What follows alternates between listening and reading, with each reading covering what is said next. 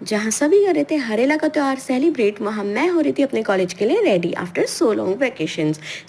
रास्ते में as usual मुझे मिली रिया, जिसके साथ मैं पहुँच गई सीधा कॉलेज। क्लास में आए थे कुछ गिनती के बच्चे और कर रहे थे अपने ग्रुप में बातें, कुछ चटपटी सी, कुछ घूमने वाली।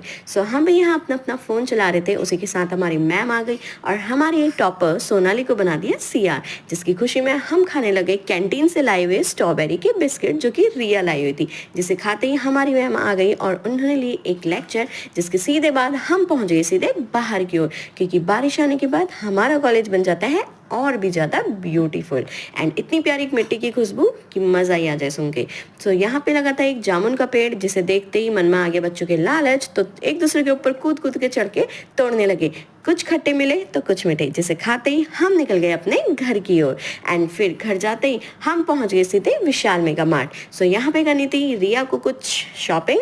आफ्टर मैरिज पता ही होगा कि कितना सामान लेना पड़ता है। शॉपिंग के बाद हम पहुंच गए सीधा अपने प्रेमनगर चौक पे, जहां मैं आ गई थी अपने घर की ओर और वो पहुंच गई थी अपने घर की ओर। मेरे घर की रोड में मुझे मिला एक गोलगप्पे वाला, जहां पे से मैंने खाए 10 रुपए के 3 गोलगप्पे। एंड फिर आ गई थी मैं बच्चों के साथ खेलने, जिन्हें बाय करते ही मैं आ गई थी अपने घर पे।